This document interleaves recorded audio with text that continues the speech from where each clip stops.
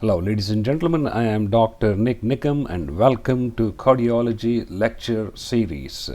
We are going to look at some basic circulation. This is very elementary, but nonetheless, we are going to highlight on some of the important aspects of cardiovascular circulation. The structures in blue represent the venous system, and the structures in red represent the arterial system. The veins from the lower part of the body and from the upper part of the body return the deoxygenated or impure blood. So here is the inferior vena cava, and here we have the superior vena cava, and through these major veins all the impure blood from the entire body is returned to the right atrium right here. From the right atrium, the blood is pumped into the right ventricle here, and from the right ventricle, the blood is pumped into the pulmonary artery. Even though it is called pulmonary artery, it is carrying the impure or the deoxygenated or venous blood. That's why it looks blue or purple.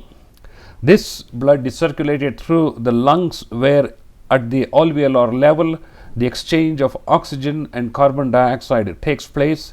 As a result, the blood is purified or is oxygenated, the carbon dioxide is removed, and that blood is returned to the left atrium, which is represented here, the left atrium, through the pulmonary veins. There are 4 pulmonary veins coming to the back of the heart, which bring the purified blood from the lungs.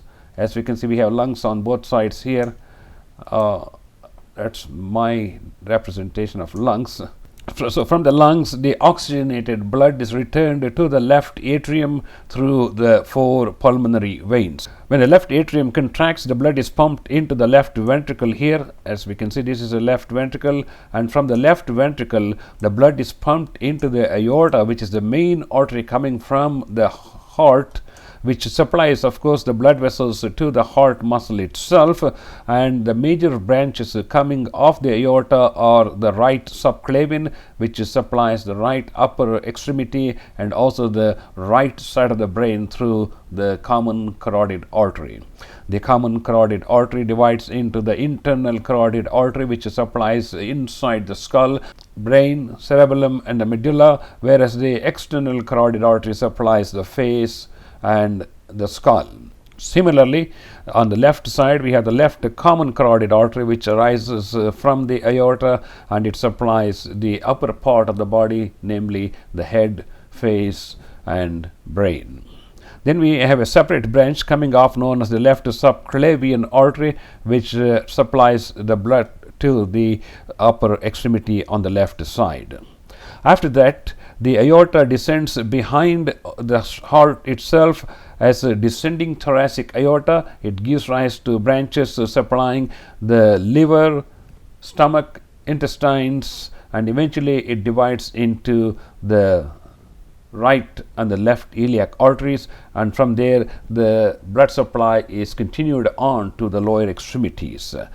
And beyond the artery, arterial, and capillary level, here when the arteries divide into smaller and smaller branches, they become what is known as the capillaries, and these capillaries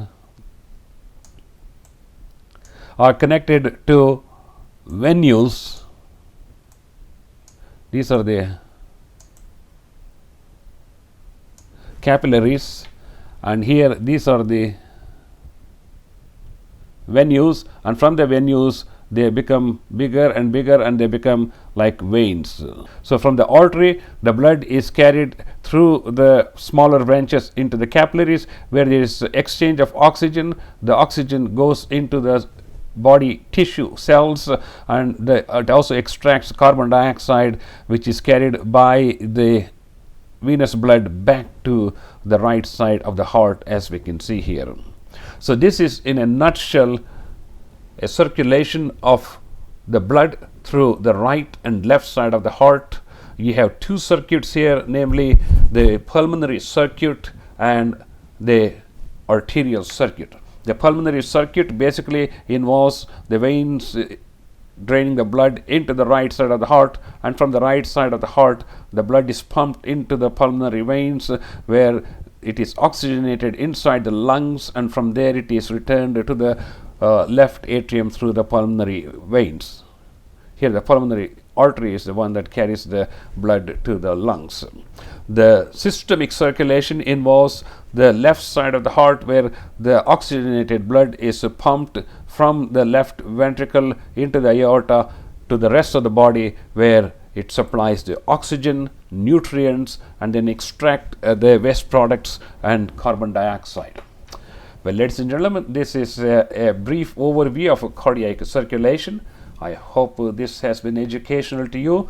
If you would like to see any presentations on any other topics that are of interest to you, please do leave your comments below, and please do subscribe to our YouTube channel. And until next time, I am Dr. NIK NIKAM. I'm a cardiologist.